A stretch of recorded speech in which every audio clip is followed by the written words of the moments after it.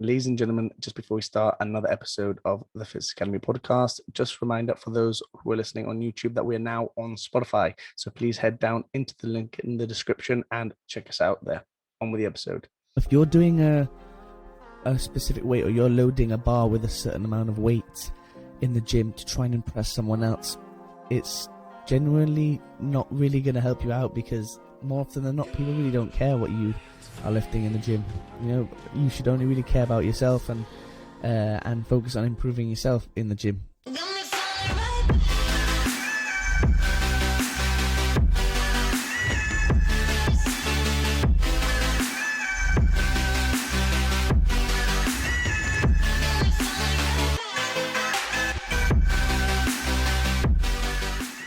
Ladies and gentlemen, welcome back to another episode of the Fitzness Academy podcast. And yes, obviously I know there's no guest today, but I thought it was quite a good one because I think a few of you do actually quite like it when I delve into a topic and then sort of speak about it. So that's what I'm going to do today. I thought it was quite good as well because it mixes up a little bit. You know, I know a lot of people may not know some of the guests that I might have on the podcast, so it's a good idea to keep mixing it up, I think. So that's what we're going to do today. Today's topic is going to be quite a funny one, to be fair, and I'm really looking forward to it. It's gym etiquette. Okay, so gym etiquette is a big one for me. Sort of having worked in a gym, doing a master's in strength and conditioning. I spend a lot of time in gyms. I spend a lot of time in the gym in general. You know, either perfecting my craft as a coach, or just training and just really enjoying it. So yeah, it's not going to be a hell of a long one today, but it's definitely going to be a funny one. So yeah, we'll get started. First, I just wanted to thank you guys for the recent sort of response on the podcast, or just in general. Really, we've hit I think it's nearly or just coming up to 10,000 views on YouTube, which is unbelievable. So I really appreciate all the support there. And then on Spotify, we're approaching 150 sort of views, regardless. You know, and taking into account that we started the podcast on Spotify, must have been, I think it might have been sort of episode sort of 16 or 17, so it was quite late. So I really appreciate the response there as well. So thank you so much. And if you do share it, and if you do like it, and if you do really think that it's helped someone, please do give it a share. It really helps a lot and contributes towards me knowing that you guys are enjoying the podcast, basically. So yeah, starting off with gym etiquette, I'm going to go through a little list and really sort of delve into some bits which I think are so important. Not only from what I've learned in my nice master's degree so far, but what I've learned and what I've seen over the past sort of, what am I now, 23, so almost, I would like to say 10 years with obviously my spell in rowing. I started gym at 12, like with rowing, so yeah, around 10 years I would say. So starting us off, and it's the biggest one for me, and we're not going to get into sort of the funny side just yet, but safety in the gym is a big one. Whether it may be people squatting on medicine balls, or people squatting on exercise balls. So that's again, I said it wasn't going to be funny. I need to keep a serious face here. Safety is a big one, and a couple of points which I need to note down, because we actually did a practical yesterday. Actually, it was about sort of gym safety, not etiquette in the gym specifically, but safety around having athletes in the gym. And obviously, it was a very serious one, but I kind of allowed myself to be a little bit creative and understand some points which could sort of be of great value to you guys. So I'm going to start us off here with safety, like I said. Yeah, so people, one of the points with safety is people probably doing exercises which they probably don't need to do because the risk to reward ratio is probably not that big. Or sort of that the ratio of rewards, the exercise being with real value to the actual risk is not that big. So yeah, a couple of examples. Yeah, squatting on an exercise ball because they've seen it on Instagram or TikTok is a big one for me, and one which I stress about a lot. I haven't seen it in the gym personally, I will admit that, but you know, I have seen people like squatting on medicine balls, like the smaller ones, which I stress about. You know, if you're gonna do something for stability purposes, you know, do it unilaterally, do it on one leg, you know, but just don't don't go into a medicine ball. You just don't need to. That's an example. Or create like an unstable surface another way, like sort of, I don't know, raise your heel, raise your front foot. You can do it in so many other ways and so many safer ways and get even better rewards for it. And like that's a topic for another podcast itself. But yeah, another one is sort of what you would call functional training methods with normal gym goers. So people who don't need to do, I don't know, Olympic weightlifting movements, or people who possibly don't actually want to do any Olympic weightlifting movements, but they think that it's cool because they've seen it on again, TikTok, Instagram. It's perfectly fine to do weightlifting movements, and it's perfectly fine to sort of practice your weightlifting movements or get into it. But make sure you're doing it for the right reasons. Do your research. If you need to, get a weightlifting coach. It's an investment into yourself. And really, really try and focus on sort of why you're actually doing it. If you've done it because you've seen the exercise on Instagram or TikTok, you're doing it for the wrong reasons. Make sure the exercises that you're doing in your training, if you're not already got a coach, is for your benefit and because for your enjoyment, really. So that's an important one as well. And again, I'm not saying that weightlifting is a bad exercise at all. I advocate for weightlifting movements a hell of a lot. But I tend to find that it's not because people actually enjoy it. It's because they've seen it online. So that's another one for me. And another one is trying to sort of, and it's not really sort of specialist exercises, but I think straight away, moving straight onto it, doing sort of loads which aren't sort of adequate for the specific person. If you're doing a specific weight, or you're loading a bar with a certain amount of weight in the gym to try and impress someone else, it's genuinely not really going to help you out, because more often than not, people really don't care what you are lifting in the gym. You should only really care about yourself and focus on improving yourself in the gym. So me personally, I've seen this far more often than not, to be brutally honest with you, and it's quite frustrating because you see someone with, aesthetically great potential, or someone who maybe is quite strong, but they always take it that one step far because potentially there's a nice looking girl or a nice looking boy, I don't know what your sexual orientation is, but in the gym, and they try to do these unbelievable weights to try and impress someone. And again, I cannot confirm that, but I've like I said, I've been in gym environments for a long time now, and I can kind of get the idea pretty quickly.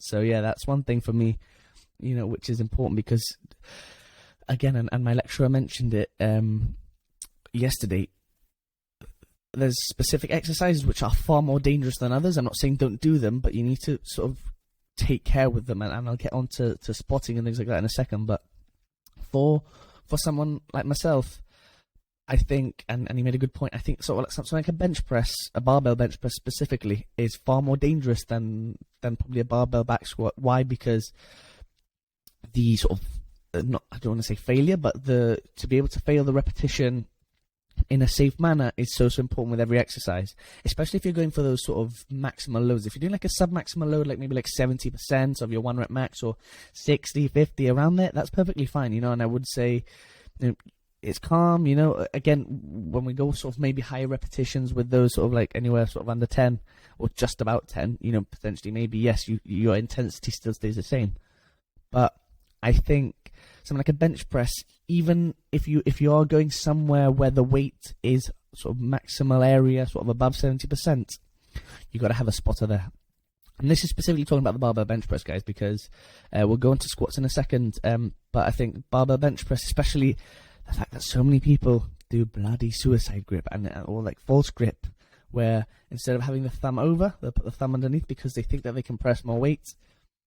You can think that, but the risk-reward ratio, when it does go wrong, it's really, really, really going to have really poor consequences. So please do not do that in the gym.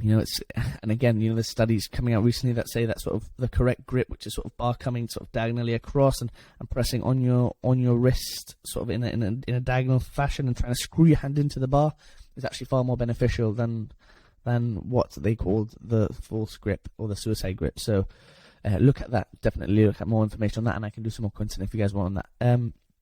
But moving on to sort of the risk ratio reward, if you like, for some exercises. Again, for the bench press, make sure you got those spotters there when you are doing a maximum lift, whether that is 2 spotters on each side, 1 spotter behind at the very, very least, and again, if you can have all 3, perfect. But obviously I understand you might not be able to do that. And if you are in a position where you can't get a spotter, don't do a maximum load. Don't do a maximum load, because not only is the chances of you failing the rep, not that you're going to fail the rep, but if, for example, you do sort of feel like you might fail the rep, your confidence is down already, so the chance of you failing the rep are obviously higher. So I actually tend to feel quite a bit of confidence knowing that I've got a spotter there, even if they don't even lay a hand on the bar. Just having that person behind there is really sort of gives me a hell of a lot of confidence, to be brutally honest with you. So yeah, that's definitely one where I would say is up for, not even up for debate. That's a certainty for the bench press, the barbell bench press. If you're going anywhere higher than maybe 5 reps or anywhere higher than sort of 70%, get a spotter, even if it's just 1. Something like a barbell back squat, and you may be wondering, James, well, how can a barbell back squat be sort of less, safer than a barbell bench press? Well, have a little bit of a think for a second. If you've got a bar which is coming straight under your chest and you're lying flat or maybe in an incline, it's going to be extremely difficult to fail that repetition, because it's either going to land on your face. It gives me a bit of anxiety just thinking about that. Landing on your face, or it's going to stay stuck on your chest. And if you're in a gym environment where you're possibly by yourself, that can be really, really, really dangerous. So again, it just brings it back to safety. Have a spotter there if you can, and if you can't, don't go anywhere high where the intensity is going to be close to failure. But yeah, moving back on, something like a squat. It's far easier to fail a squat because you can, yes, it's still going to probably hurt, in a certain way, but, the bar can roll off your back. If you're doing a front squat, I recommend doing front squat if you are going anywhere close, because, with a front squat, all you need to do is chuck it out in front of you. We'll go into weightlifting movements in a second because it's similar. But yeah, there is far more room to fail safely. And again, it sounds weird, but if you are going close to sub-maximal loads because you're a power lifter or you're a weightlifter, this is going to be for you. And again, move on to some weightlifting movements quickly before we move on. Having sort of for example, some gyms have like a cage like setup where they have like, you can squat inside the rack nice and safely with the safety bars, or you can come outside the rack and do it there. This was another topic of discussion for our practical yesterday, and it depends. And this is one thing I thought possibly always in the rack, but it depends, because my lecturer made a really good point. He kind of said, well, if you've got like a 30-year-old 3-time Olympian who has stuck to a certain way for so long and done it safely for that long, you as a young coach, or you as a coach, isn't going to come along and tell them, no, you need to change this way and you need to change this now because I say so and I'm your boss or whatever. It doesn't work like that. You need to have, like, this is where your initial meeting with the athlete comes into play. Get a vibe from them. How much experience do they have in the gym? How much knowledge do they have in the gym? What previous injuries do they have? Do they have a previous injury potentially squatting inside the rack so they squat outside the rack, or vice versa? So yeah, really get a gauge on that straight away. So yeah, something like the weightlifting movements, obviously there's Olympic platforms there. Having plenty of space between the platforms, having plenty of space sort of around the platform. What I mean by that is one person on the platform at all times. And moving on specifically, again, I don't know whether to be a bit interactive here. With something like an Olympic weightlifting, sorry, my former lecturer at Cardiff Met's going to kill me if she hears that. With a weightlifting movement, do you think, I'm going to give you guys like 5 seconds to have a think about this. Do you think that, how do you spot a weightlifting movement? Give you 5 seconds. 4, 3, 2, 1. It's a trick question, actually. You don't spot a weightlifting movement because you can't, because like I just said, having one person on the platform for safety reasons, if that person were to fail, it means that you can't, unfortunately. And you should be probably at a stage where if the loads are becoming so maximal that you should have a coach with you, or you should have at least someone there helping you out, or you have the experience enough to know how to fail a repetition. For example, if it's a snatch where you come overhead in one movement, or sort of one solid movement, you can sort of fail it behind. I know the lecturer said yesterday that he wasn't really keen on failing behind. He always likes to fail in front of him, but you never know. These things happen. Something like the clean and jerk is a bit different, because it's within two movements, having the clean first, like I mentioned, similar to the front squat, you can bail out in front of you. Whereas when it goes overhead, very, very similar. You can either fail it behind, which is obviously a little bit more dangerous, or fail it out in front. So that's an interesting one, which you've got to obviously be aware of. But then obviously when you get to a stage where you're considering failing lifts, or you get up to a stage where you're going maximal loading a lot of the time, like a weightlifting or powerlifting, you will know how to fail the repetition quite well, or you will have been taught that by your coach. So don't stress out about it. Just do your research, and if not, get a coach. It's an investment, not an expenditure. Moving swiftly on, because I think I've covered all of those, and if I do think of one, I will revert back to it very, very quickly. So another thing is I've covered ego lifting in a certain way, but I'll briefly go on to it. If you are trying to ego lift, you're doing it for the wrong reasons. There's far more to life than trying to impress someone in a gym. Okay, so for myself, as a coach, as someone who really enjoys the gym anyway, nothing frustrates me more than trying to ego lift. I would rather lighten the weight down, do the correct technique, and just know that I'm getting more benefit out of it. At the end of the day, it's your time in the gym. If you're doing it, going to be rushing it, trying to impress people, that's your opinion and that's your time. But at the end of the day, I'm not going to lose sleep over it. So just make sure you're doing it right. And I'm never one to, unless it's a very, very young athlete who potentially doesn't know what they're doing, always really, really struggling. I wouldn't tend to normally approach another 23-year-old who is in the gym or has been for 5 years. But that's why I do all this content, for them to be able to watch it for themselves and to improve.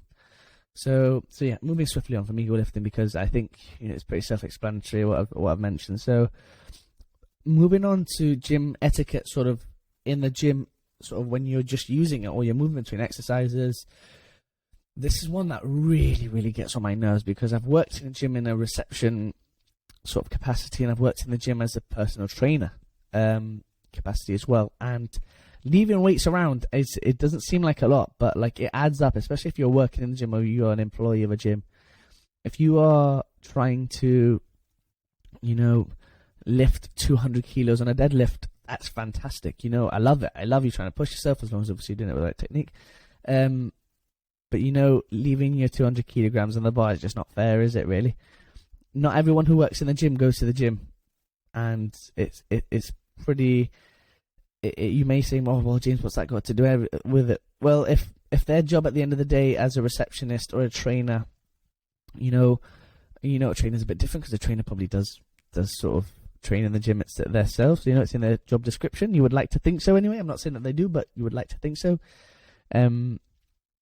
But being sort of a receptionist in the gym, I know a lot of receptionists, a lot of gym staff members may need to clean up the gym at the end of the day. So being considerate, that's probably the best word. Being considerate towards other people in the gym, whether it may be staff members or other people wanting to use the gym. If Margaret, who's 80 years old, wants to come over and use that bar, but that bar has 200 kilos on it, do you really think that Margaret's going to be able to take that weight off? No. So what's going to happen? She's going to be demotivated, and she's not going to want to do anything with that bar anymore. So, you're robbing her of the chance to train in the way she wants to. So just be considerate of that, and at the end of the day, just try and sort of be considerate in general. If you are, that I've had this happen a hell of a lot of times, where I've been training in the evening in the gym back in Gibraltar, and one of my friends who work in the gym as well, I still work at the gym occasionally. I'm training in the gym in the evening at about 8 o'clock, and no one's really in the gym. And she goes, "Oh, James, can you put those 42.5 kilogram dumbbells back on the rack for me? Someone's left them, 10 meters away." And you're like, oh, I'm like, oh, cool. Someone's like using the 42s and a halves. You know, obviously in that gym we have 50s, but you know what I mean? It's up to the upper scale. I'm like, yeah, of course. But like, so then we look at the cameras and I'm like, why? Someone's literally just finished and picked up their bottle and their phone and walked away. And it really makes me ponder why people do this, because you've done all that effort to lift all that weight and to do it for exercise, but you leave it where you are and you rob someone of the chance to use those weights because they don't know where they are, or you know they're in a rush, or they can't really waste time trying to find where the dumbbells are. You know, that's what a dumbbell rack is for. Put your weights back. Basically, that's what I'm trying to say. Put your bloody weights back, man. Or lady. You know, people do all the time. So yeah, putting your weights back, that's really, really considerate. I see it a lot with trap bars as well, because obviously trap bars it is, don't get me wrong, it is tricky to sometimes take the weights from the plates off, you know. I know people who struggle with it a lot, and you just take your time. Make sure you leave yourself enough time to be able to unrack your weights just as you would rack your weights. Plenty of time. I see that with a trap bar all the time. I see that, you know, not dumbbells, not too much, but sometimes I see some rogue dumbbells in the corner. For goodness sake.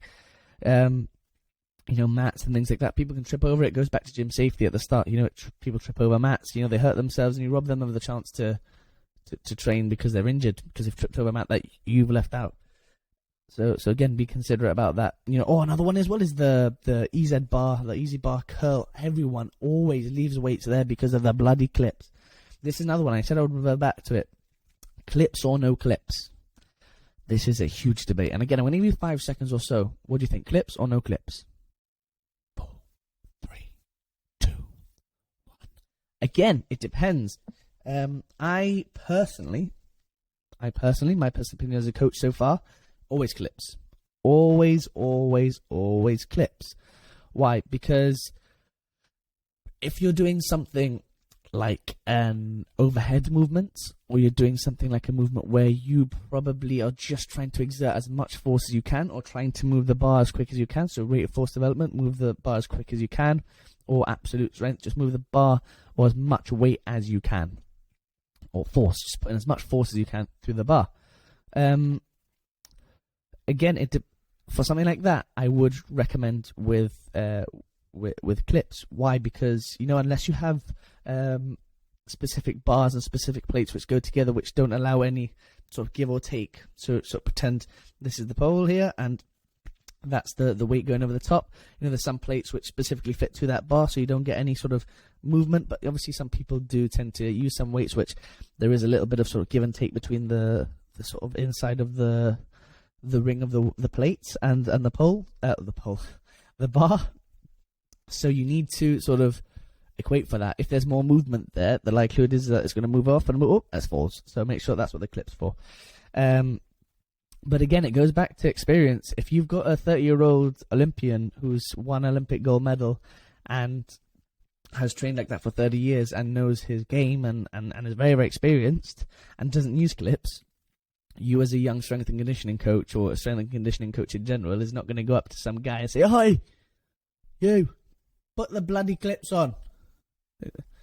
It's not going to happen, is it? So yeah, you got to understand that they'll probably tell you to piss off, to be honest. So yeah, you need to be obviously consider that first and foremost, and understand that is going to happen. You know, you're going to get people who are more experienced and have done it way for 30 years. So now you've come in for 1 year and you're not going to change that, are you? So just being experienced. Something like if you're working with younger athletes, or if you as a personal trainer are working with an older individual or a younger individual, always teach them young, because if they can do it, perfect. But you know, you're not going to change someone who has done it that way for a certain amount of time. So that one's a really, really, really, really, really important one. Another one which is quite unconventional, and we're gonna try and get a little bit creative with this one. It's what I like to call the hopper, which is where some person comes into the gym and just hops along each machine and just does what they need to do. They'll hop round and they'll come back round. Boop, they finish up their exercise and they'll go home. Don't get me wrong.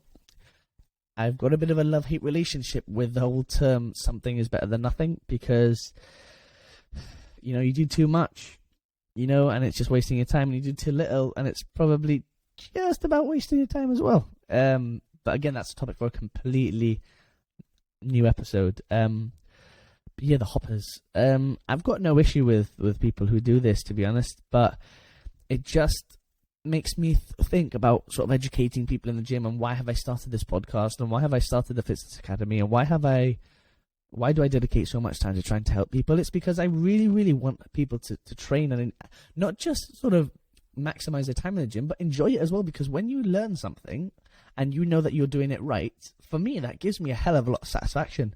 It gives me a hell of a lot of satisfaction to be like, oh, like, you know, that people are like enjoying what they do. You know, people are enjoying what they do, even if it's for an hour a day. I'm not asking, when I try to educate someone with this podcast, or I try to educate someone with a post on Instagram, I'm not trying to say that they need to sort of do it for 24 hours a day, live the lifestyle. What I'm just trying to do is, for an hour or 2 hours a day that they go to the gym, they're educated, and they know exactly what they're doing, and they're maximizing their time. No one likes wasting time. You know, I'm not saying that you can't have a day on the sofa or whatever, but if you're going to go to the gym and you're going to take 1 or 2 hours out of the day, and that's really, really big for you, you know, make sure you're optimizing your time. So again, if that's investing in your coach, investing in a program, you know, it doesn't have to be £8 a month, or it doesn't have to be £100 a month, it doesn't have to be £200 a month. You know, it could be just a £10, £20, £30 program, you know, that you get, which gives you a basic bit of structure. That this is one thing that, you know, goes on to another topic which we do, which is what makes a good coach, where you kind of get the perception like, right, what, you know, why I hate programs, you know, they're not specific to each person, and that's not the goal. If you want specific training, go to a coach and get online one-to-one. But if you do sort of just want a little bit of structure with your training, just a little bit, having a basic program is going to be better than you just going into the gym and hopping along these machines like Cassandra does every single Tuesday and Thursday every single week to try and keep the bunda ready for the summer.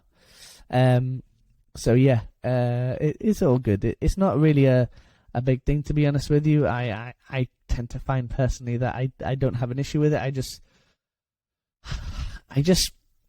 It just frustrates me a little bit, because I know that their time is so valuable. I know everyone's time is so valuable, so I want to help them as much as possible. But again, it goes back to, she's been coming to the gym every Tuesday and Thursday for 30 years. She's not going to change the way she is. But the times change. So times change, and you need to adapt to that. But it's okay. So moving on to probably the final point is just your gym etiquette when you're training, you know. And people are thinking, oh, it's that guy Kyle who goes to the gym and grunts and screams and ahs and does all of that, probably a bit loud, but and does all these sounds in the gym and stuff like that. You know, this doesn't upset me. And dropping the weights as well is another one. That's the final point I'm going to get into. But I was talking about these grunting and stuff. And I did a little a post about it the other day, actually, and I'll put it on the screen. And it was something along the lines of, like, your gym face is your face, and, you know, it shows like you're working hard, something along those lines. I can't remember off the top of my head. So yeah, and it goes along those lines. You know, if you're working hard, if you're working to absolute failure, if you're like, again, if you're doing a max bench press with a spotter, and again, yeah, by the way, I didn't mention it. Get a spotter when you're squatting as well, from behind, underneath the armpits, helping you out there as well. I reverted back to it. I did say I would revert back to some bits. So yes, get the spotter for a squat, not a weightlifting movement, a squat. So yeah, you know, people are going to work hard in the gym. Like I said, with a max bench press, with a spotter. There we go. Got it, James. Good stuff. High five. You know, people are going to go to failure, whether that's like a bicep curl or things like that, you know, and they're going to work hard. And naturally, some people just express that emotion differently, and you've got to respect that. You know, if you don't like it, get a pair of noise-cancelling headphones like I'm wearing now, and just zone into yourself. You know, don't judge other people, just like other people don't want to judge you, or you wouldn't want other people to judge you, sorry. So, Stephen, who's in the gym and is doing a bicep curl to failure, was doing these classic 21s where you go to absolute failure. You know, he gets to the 20th, he gets to the 19th, 20th rep, and he is dying. He has absolutely got nothing left, but he's trying to get, and he's screaming, ah! to some people that's so frustrating. But it goes back to my last point a little bit, where people are being intentional in the gym. People are going in the gym. He said, right, Stephen and John, who are training partners, they've gone to the gym, right, yeah, we're going to do 21s, we're going to go to absolute failure. They've got a goal. And they're sticking to it. So I respect that more than possibly Cassandra, who's come to the gym Tuesday and Thursday and does the gym hopping method, which I've just called it. So that's another thing. So yeah, people express their emotion in different ways. I personally don't grunt a lot, but I do know sometimes where if I do get to failure, that I do go sort of like like trying to, or like a movement. It happens, it comes out. People express their emotion in a different way. Don't let it get to you. And this may come across and a bit sort of disrespectful to some people, but obviously there's no intention in it. You get your classic sort of bodybuilders, you get your classic like CrossFitters or functional trainers, and you get your general gym goers. My only advice to people who train a certain way is just to respect everyone in the gym and respect what they're doing. Whether it is sort of a certain person going in and just going to use the machines to try and get their body moving, to a bodybuilder who wants to step on stage, or a CrossFitter who wants to compete in a competition in 4 weeks' time. Just make sure you respect each other. You're polite to each other. You give yourself enough space. You don't judge each other, because there's no point judging people when they probably don't even think anything of you. You probably are not even going to converse with them too much because you're trying to focus in the gym. Just be respectful of everyone, and they will be respectful back to you. It's as simple as that. As soon as you start judging people and going to someone else, oh, God, you see that guy in the gym grunting? See that big guy? You see that guy, doing those silly movements where you throw the weight above your head and you press it above? That's when people start to try to sort of respect you less, and it just creates a negative environment in the gym where it doesn't need to be one. So just respect everyone and move on with your life. It's as simple as that. So yeah, that is pretty much the crux of it, to be fair. I've just answered everyone's questions there, really. But no, I wanted to do this episode to try and sort of get everyone sort of in the right headspace about what a good gym goer should sort of be like. How to respect the gym itself. How to sort of respect others in the gym. How to act in the gym. How to not how to train, because I've done a podcast on that before. But how to be respectful in a gym. Gym etiquette 101. This is how you should act in a gym. Please don't be like that. Please do this. Please don't do that. It's as simple as that, really. And again, if you've got any questions about anything at all, just please do leave it in the comments section below. And obviously, I'll do my best to get back to you. If you do think that this episode has helped you in any way, shape, or form, please do share it to your friends and your family. If you think that maybe it gave you a bit of a laugh, please again share it to your friends and family. It helps a lot when the podcasts do well. And obviously, please do consider subscribing. It helps a hell of a lot, and hopefully we'll get to a stage where this podcast can keep growing and growing and growing, and I can keep bringing you more amazing guests. Obviously today was a little bit different, having just myself on the podcast, but I actually really, really enjoyed it, to be honest. I really enjoyed just letting loose and understanding, and expressing my concerns in the gym and things like that. So yeah, thank you so much, guys, for listening. I really, really hope you enjoyed it as much as I did. Obviously, again, a bit different. It's just myself, but it's a good little mix-up to having you guys sort of hear it from myself, someone who is working up to being a master's level strength and conditioning coach, or even higher, professional strength and conditioning coach with a professional team, and someone who's trying to grow a platform which will hopefully help as many people achieve the goals that they want to achieve. Please consider subscribing, liking, and sharing the podcast. Helps a hell of a lot. And we will see you guys next week with another episode of the Fitzness Academy podcast. Take care, guys.